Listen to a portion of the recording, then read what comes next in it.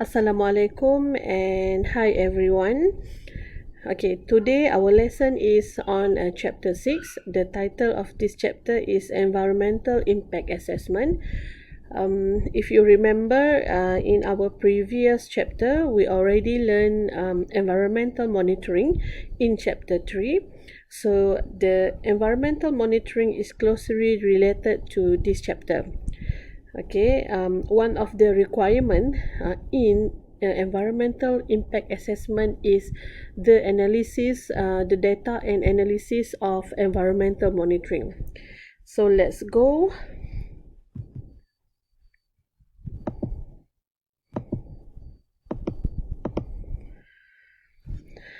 Just something to ponder. If you have a look at the picture in the slide, this is we can call it as a big project or mega project, which is consists of the airport, lodging activity, the power plant, the construction of highway and dam.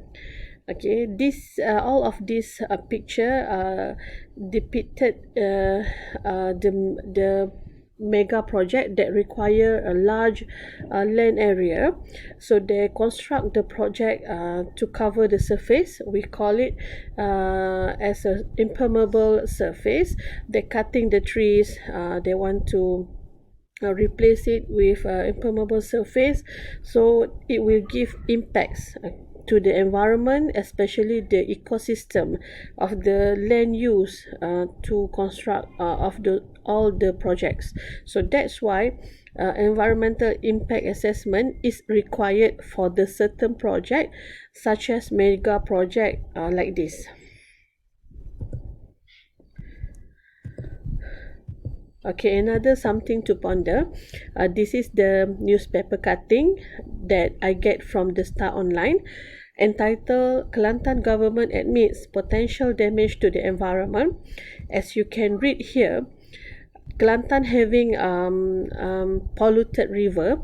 So when they realized that their river is heavily polluted, when they did the investigation to the upstream of the area, they found out that they have quite major lodging activities in the upstream.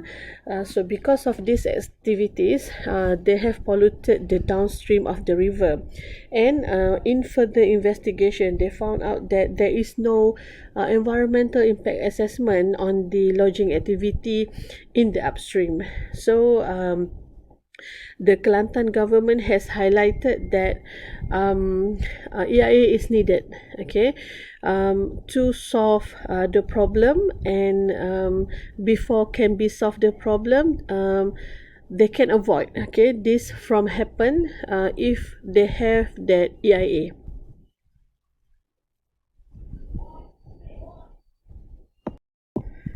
Okay, let's have a look at the definition of EIA provided by the Institute of Chemical Engineering in the UK in the year 1994. EIA is defined as a process by which information about environmental effects of a proposed activity is collected, analyzed, and presented to decision maker.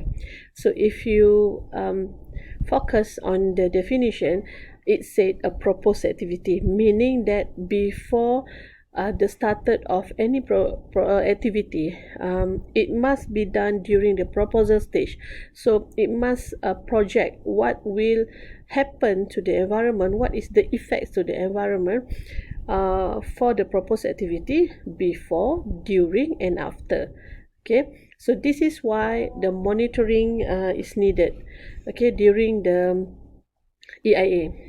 So generally, EIA is the information gathering exercise to understand the environmental effects of the development before a decision is made on whether or not to approve the development.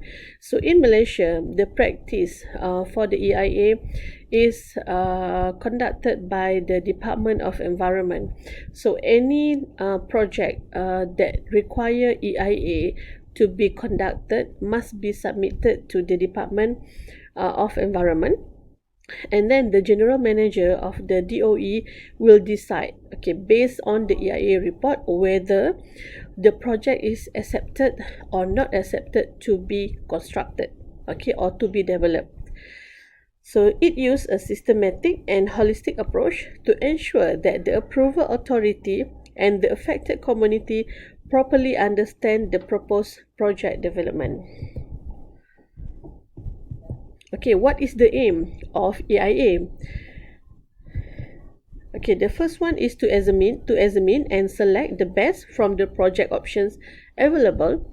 For example, if you have a one area and then you want to develop that area, so there might be a few proposals on what to do in that area, and then the best report on EIA will be selected.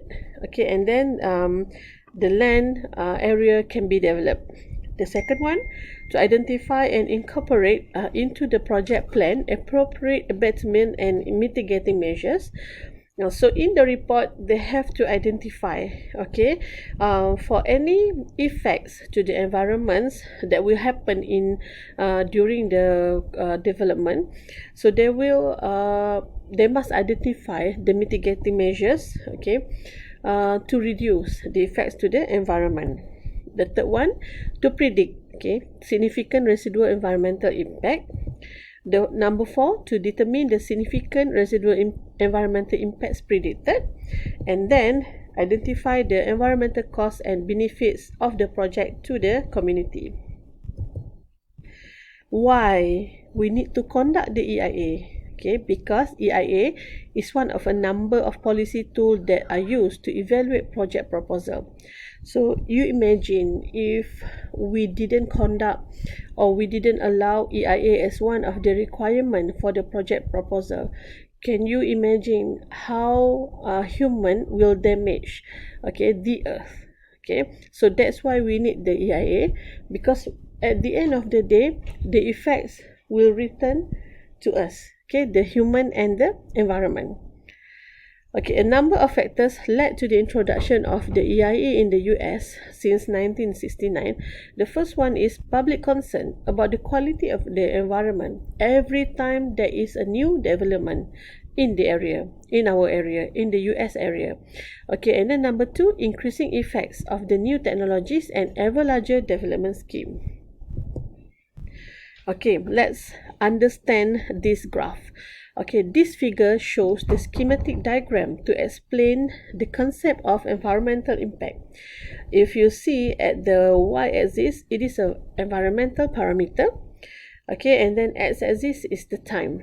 So how this environmental parameter affected by the time during development?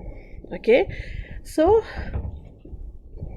okay, the started line, the horizontal line is reducing towards the time if without project, and then imagine in the middle of the time one project initiated, and then you will see that the environmental parameter is increasing, so meaning that the concentration of parameter in the environment such as pollutants will be increased during the project. So the differences between the environmental parameter with and without project is the environmental impact. So please understand this figure.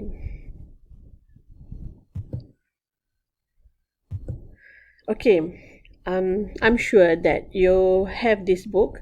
Okay, this is EQA 1974 law books. In Malaysia, EIA is required under Section 34A Environmental Quality Act 1974. So it is essentially a planning tool for preventing environmental problems due to an action. So it seeks to avoid costly mistake in project implementation, so we can reduce the impact to the environment. What I can say is like prevent is better than cure. So it's something like that. So either because of the environmental damage that are likely to arise during project implementation, or because of a modification that may require subsequently in order to make the action environmentally acceptable.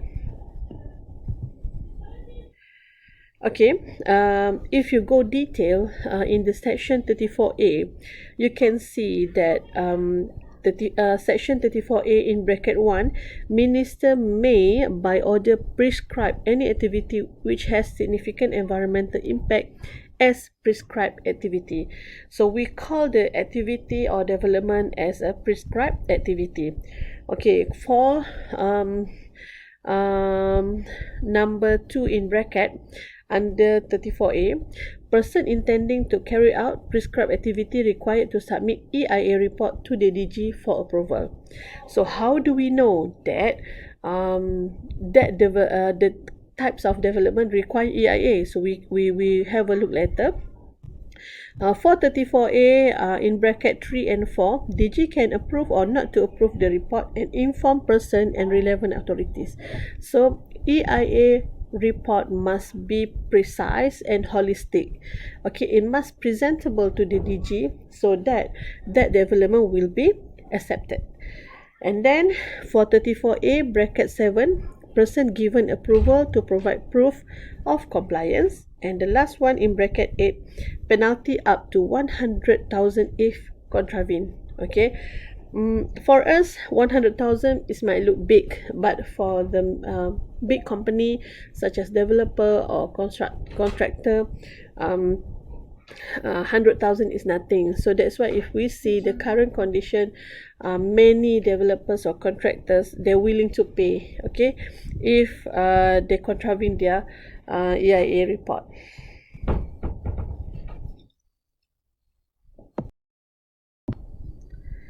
Alright, if you open the law book, okay, there are 19 types of activity that must obtain the approval of the Director General of DOE, meaning that these 19 types of activity require EIA. Okay, let's see. The first activity is agriculture. The detail, if development include 5 hectares or more for developed forest land to agriculture. Same goes if you want to develop the agriculture estate. Okay, 500 hectares or more. If less than 500 hectares, meaning that your project does not require EIA and does not require the approval from the DG. Okay, and then another activity, if you are required to replace the more of 100 families, so it means that that project required EIA. Okay.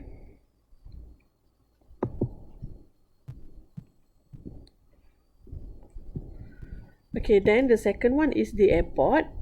If you see, in building a airport runway of 2,500 meter or more, or develop the airport at the national park or state, it require approval for EIA from the DG. And then the third one is irrigation and drainage. The details of activities such as construction of dams, artificial lakes and enlargement. Okay, even though you want to do an enlargement, so it required a large surface area, so that's why it's required EIA. And then for the lake surface 200 hectares or more, wetland drainage, wildlife habitat, undisturbed forest cover an area of over 100 hectares, or drainage scheme cover an area of over 5,000 hectares. Okay, and then number 4 is land reclamation if it involves 50 hectares or more. Number 5 is fisheries. If fishing port construction will be developed, then it's required EIA. And then enlargement of port that involve 50% capacity or more landings per year. And then project that involve the area of aquaculture on land mangrove area of 50 hectares or more. Okay, number 6, the forestry or the lodging activity. The details are hill land swap to another land use involving an area of 50 hectares or more, lodging forest conversion to other land uses in the catchment area. Catchment area meaning the area that we take the water resource, okay, for our water consumption, okay. Okay, and then the drainage or hydropower plants in the area beside national park. Lodging area cover an area of 500 hectares or more. Conversion of mangrove for industrial use. Farm or housing involve 50 hectares or more. And then the last one is clean the mangrove area in the adjacent of National Marine Park. Okay, number 7, okay, this is the most popular one. Okay, next time if you work with a developer, a contractor or consultant, if you are about to build a residential development in any area, so make sure that the development cover an area of 50 hectare or more that require EIA. Okay, for number 8, industrial that involve a chemical with effluent exceeds 100 tons per day. Petrochemical, non-ferrous, aluminium and copper that produce more than 50 tons per day. Cement industry that produce 30 tons per hour a day. And then iron and steel industry for production more than 100 tons per day. For port that has a ship weight more than 5,000 tons. Pulp and paper industry, the production that more than 50 tons per day. Okay, number 9, for any infrastructure development such as hospital construction which partially cross beachfront for recreational air purpose, development of medium industry involving of area 50 hectares or more, construction of highway, construction of a new city. And then number 10 is port. Any port construction require EIA. Expansion involve an additional port capacity operating 50% or more per year. Number 11 is mining activity. So for new area involving the list of area 240 hectares, all processing including concentrating for aluminium, copper, gold or tantalum that involve sand mining area over 50 hectares or more. Okay, and then for petroleums, in any development of oil and gas offshore and onshore pipeline more than 50 kilometer, the construction of the separation facility, processing, throughput and storage of oil and gas, construction of any oil filter, construction of product depots for the storage of petrol, gas or diesel located 3 kilometer from any commercial area, residential, industrial or combined total storage capacity of 60,000 barrels or more. Okay, and then number 13 is power generation and emission. For the construction of power station steam by fossil burning more than 10 megawatt, dam hydroelectric power scheme with either or both of which as follows. The first one is dam height more than 50 meter with structure and additional cover of area more than 40 hectares. Number 2, reservoir water surface area that involve more than 400 hectares. The construction of a combined cycle power station and the construction of nuclear power station. Number 14 is quarry. So you can read the details of activity. Okay, and then number 15 is train railway, such as construction of new runway, construction of branch lines also required EIA. Number 16, the transportation. Okay, for example, mass rapid transport project. And if you see the ECRL that is currently constructing to connect the East Coast, okay, is one of the mega project that require EIA. And then number 17 is development, resort and recreation. So any construction of facilities, hotel or seaside resort that more than 80 rooms, construction of a resort or hotel cover the area of hill which is cover 50 hectares or more, development of a tourist or recreational in national park and marine park. Okay, number 18, any development of waste treatment and disposal required EIA. For example, the development of toxic and hazardous waste facilities, okay, such as incinerators, recovery plant, the treatment plant, and so on, include a landfill. And then second one is solid waste, okay, and then the third one is public sewerage, okay. Okay, number 19, the last one is the construction of a water supply. Okay, construction of dam that hold water in the area of 200 hectares or more, and construction of water supply for the industry, agriculture, or urban water supply for greater than 4,500 cubic meters per day.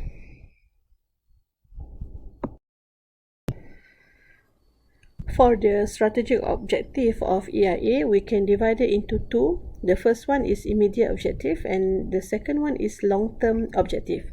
So what is immediate objective? Immediate objective for EIA is to improve the environmental design of the proposal. Okay, so meaning that we can avoid the damage to the environment and the ecosystem before any proposed project will be constructed. Okay, and then second, to ensure that resources are used appropriately and efficiently, identify appropriate measures for mitigating the potential impacts of the proposal, and then to facilitate the decision making, including setting the environmental terms and conditions for implementing the proposal. So that's all the immediate objective. But for the long-term objective, it is actually to protect the human health and safety, avoid irreversible change and serious damage to the environment, safeguard value resources, natural areas and ecosystem components, and enhance the social aspect of the proposal.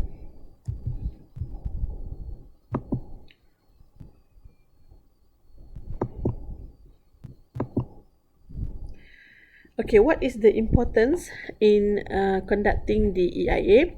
The first one is to identify the potential environmental human health impact. Second, examine the significance level of environmental implications. So by inventory the list of activities that will be conducted during the development, we can see the significance level of the impact, okay, for each element in the environment. Number 3, assess possibility of impact mitigation. Number 4, recommend the preventive and corrective mitigation measure. Okay, so after we assess and we determine the significant level, then we can propose what is the mitigating measures that can be conducted if the event of any devastated can occur. Okay. And then number 5, notify the decision maker and concerned parties about environmental implications. And number 6, advise the likelihood of development to proceed. Okay, we go to the benefits of EIA. Okay, EIA is tedious, okay, because we need to complete the report, okay, before, during and after the project, but there are the benefits of EIA. The first one is better environmental planning and design of a proposal. Number 2, to ensure the compliance with environmental standards. Okay, number 3, savings in capital and operating costs. So it is better to secure the budget before any accidents happen, okay, later on. And then number 4, reduce time and cost of approval of development application. Okay, this is the principle to conduct the EIA. Okay, the first one is participation, meaning that the appropriate and timely access to the process for all interested party. And then the second principle is transparency. Okay, all decision must be transparent. Okay, I remember last time when I worked with a consultant company, there are some projects that proceeded with the construction first and then the EIA come later. Okay, this is the cases or issues that happen in the actual work condition. Okay, sometimes we can't avoid. Okay, when we say EIA must be conducted before the implementation of the project, but sometimes this can be avoided because of the political issue, because of the desperate issue of the development for certain projects. Okay, and then certainty. Okay, you can read the description. It must be accountability, credibility, it must be cost effectiveness, flexibility, and practicality. So I hope that you can read the description by yourself.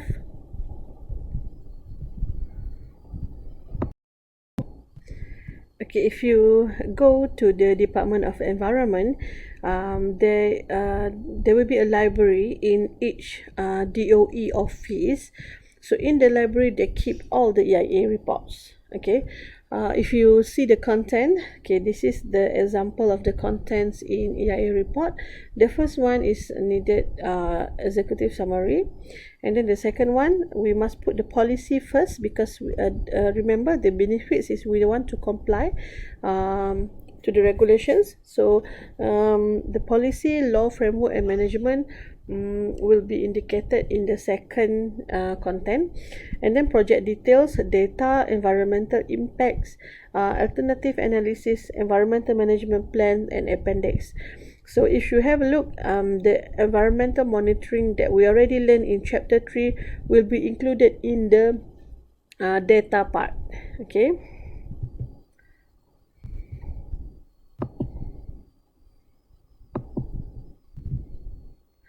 Okay, after submission, this is the before submission, this is the process of EIA. Okay, the first one is screening. So as we learned previous slide, not all development project require EIA. So you need to screen first whether the land area used for the development of the project, is it enough, or is it not enough to prepare the EIA report. So you have to screen first and then do the scoping. Okay, determine what the coverage of scope that you want to conduct the EIA. And normally, if you go and read the EIA report in the DOE library, normally they will include all the elements in environment. For example, the water, the air, the ecosystem, the flora and fauna. Okay, and then you conduct the baseline data condition. So need a brief explanation on the concept of baseline data collection. So this is where the monitoring comes. Okay, and then identify environmental impacts, and last one is mitigation measures. Sorry for the interruption. Okay, next process is public consultation and participation. Okay, basically for the sensitive issues, public participation is important. Okay, we need to explain to the community what are the benefit and the non-benefits of the project. Sometimes we take out their land and then we refurbish whatever on the land, and then we want to make a development. So this may be affected some of the community. So EIA, in the EIA report, we need to clarify what is the action has taken to deal to the community. And sometimes for the sensitive project, for example, building the incinerator in a city, okay, if they have a projection from the community, it will be affected, okay, the development. Okay, there are an issue last time in Selangor where they want to build an incinerator in the middle of the town, which has dense population, and then the community has rejected the proposal, and it was approved by the DOE for not to implement the project. So this means that the voice of the community is significant, okay, in conducting or in implementing any development that require EIA. Okay, then the next process is environmental monitoring. So remember last time we already learned about this chapter. So it is a backbone, okay, of the EIA report. Okay, it contains the systematic approach to observe and study the condition of the environment, involve collecting samples and specimens from the environmental elements. From the monitoring, we can determine, okay, if any physical or biological factor that shows a negative effects, okay, to the natural ecosystem and habitats. Okay, and then we also need to do the audits, okay, for the environment to assess the nature and extent of harm or risk of harm to the environment posed by the industrial process or activity, waste, substance, or noise. Then to determine the condition of a site, that is suitability for use, or to advise what's required to make a site suitable for use. So this auditing process must be continuously conducted, okay, to ensure that the contractors, the developer comply, okay, to what they have said in their EIA report.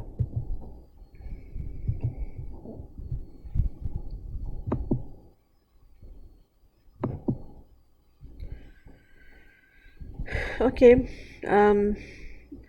if it's going to happen that you work with a consultant, so who is conducting the EIA? It is the environmental officer that work with the consultant company, okay, that conduct the EIA, or we call it, sometimes we call it as environmental evaluator, okay. Okay, when you want to deal on how to conduct the EIA, you need to refer to the handbook that provided by the DOE. The name of the book is the Handbook of Environmental Impact Assessment Guidelines. So they has they guide you, okay, on how to implement the EIA. Okay, sometimes in preparing the EIA report, we are not expert in every single field, okay. For example, forestry, for example, the biodiversity, maybe we don't have the expert, okay, in that particular area in our company. So we need to do a specialist study, so we need to hire the specialist study from other company, okay. So from other consultant that provided the specialist study, so the among the topic that need to be recovered in the specialist studies, such as the legislation, land use, economics of the project, employment, traffic and transport, social, including people in the area or remote, stakeholders, that includes the organization own personnel, community concern, including health of people in the development and its vicinity, pollution existing or likely of air, water and land, heritage, okay, sometimes if the development impacted the heritage of the area. Okay, and then specialist study on the land characteristic, water, air and noise, flora and fauna, waste management and minimization, the opportunities for application of the principle. So if you can see, this specialist study relates to the all environmental elements. So you can see that your scope of work when you go out later is very broad, it's very wide, okay. Okay, so this specialist study will help to define the existing environment together with the scientific and engineering analysis of the project. So this study will allow the impacts of the project on the environment to be predicted and mitigation measures to be planned. So I remember last time when I visit our student doing intern in the consultant company implementing this EIA report. In one project they hire about 3 to 4 consultant company that specialize in specific area, okay. So it doesn't mean that we have to specialize in all areas. So if we don't if we're not expert in such particular area, we can hire another consultant. Okay, let's skip this. Okay, let's go to the mitigation measure and project design.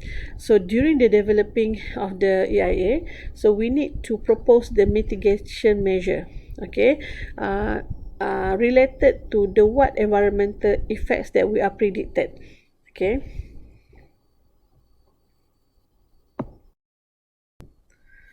This is the example of the mitigation measure that I obtained from the actual EIA report.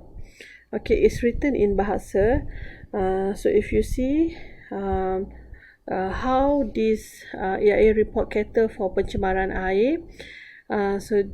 Dia telah propose untuk for any water pollution, they will install seed fence. Okay, so tujuannya adalah untuk menghalang air laruan permukaan yang membawa sedimen dari terus mengalir ke aliran sungai dan sebagainya lah. So ini adalah contoh.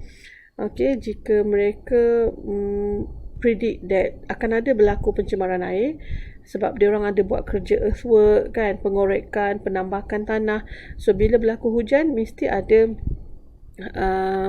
mesti air ini akan membawa sedimen lah, okay, ke kawasan yang lebih rendah. So that's why dia orang rasakan bahawa dia orang predict bahawa pencemaran air itu akan berlaku. So sebelum benda tu berlaku, dia orang akan install that seed fence. So this seed fence akan menghalang atau mengurangkan kesan terhadap pencemaran air tersebut. Okay, same goes to the second one, silt trap. Okay, this is the figure or picture that show the silt trap. Okay, basically kalau fence tadi dia letak perimeter of the site, but kalau trap ni dia tengok dekat mana dia punya catchment. Okay, and then silt curtains, okay, menghalang air yang dicemari oleh partikel tanah daripada merebak ke keseluruhan takungan air. Okay, so it's installed submerged in the river. Okay, so dia letak kat sini juga impact seperti gangguan air bawah tanah, gangguan air permukaan dan sebagainya. BOD terjejas.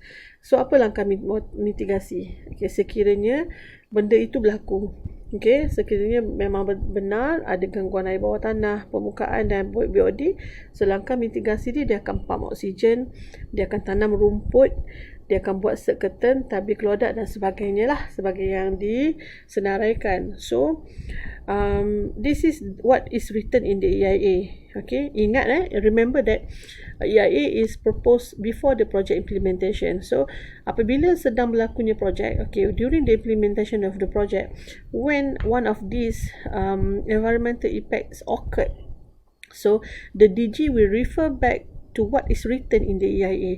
So you have to follow lah whatever you have listed, whatever you have promised in the EIA report. So kalau tidak, ingat lagi tak tadi contravene dia berapa? 100,000. Okay, this is another example of debu di tapak bina. This is the example that ada dekat Hospital Uniza. Okay, the development, the construction of the Uniza Hospital. Okay, you can see that bila lori keluar masuk, dia akan bersihkan tayar. So itu a part of the mitigation measures dia. So I think you can read by your own this one. Okay, EIA report submission, it must be significant, applicable legislation, requirement of the approval authority, the type of impact must be stated clearly, the need of environmental management plans, and EIA monitoring and reporting. Okay, so typically in report, there we have the description of the development of the project, description of existing environment, both natural and human, and then identify the requirement for relevant legislation and special requirement for the approval authorities, and then environmental impact and justification of the project, including alternative considered. Okay. Okay, this is the display and approval. So for the effective EIA, so it is important to obtain all the involvement of every person in the projects. Okay, okay, engagement of the key stakeholder will help to define and agree the process, enable preliminary assessment, enable the assessment to be integrated with design. So constraint can be identified, design revised, impact lesson, and identify the benefit for government, community, and organization. Okay, there are 3 core values in EIA process. Okay, the first one is integrity. Okay, should meet the internationally accepted requirement standard of practice. Okay, and then utility should provide the information which is sufficient and relevant for decision making. It cannot be too ambitious, or it cannot be low ambitious. Okay, it cannot be overconfident or low confident. Okay, Okay, and then sustainability, it should result in the implementation of environmental safeguards, which are sufficient to mitigate serious adverse effect and avoid irreversible loss of resource and ecosystem function. Okay, of course, there are some limitations in EIA. The first one, EIA is not veto power, okay, into the administrative decision making process. So sometimes it's subjective to the DG. So how DG interpret the EIA report will affects, okay, to the decision making. And then environmental consideration may be set aside in favor what are felt to be more important consideration. Okay, this is the actual if you go out later to work. Okay, this is the interrogate issue is the normal. Okay, sometimes when there are political issues, so they are simply crossing, okay, overruling everything. Okay, and then the outcome of the EIA process provide advice to the decision maker, but it does not provide a final decision. So sometimes a lot of things will change, okay, and a lot of things will be out of control. So uh, it's not easily we can conduct as what is written in the report. So written is easy, but the execution is harder. Okay. Okay, last but not least, Ansel Adams. He is a photographer and environmentalist. I quote from him: "It is horrifying that we have to fight our own government to save the environment." Okay, so something to ponder with this statement. Okay, guys, that's all for chapter 6. Thank you for your commitment. Bye bye.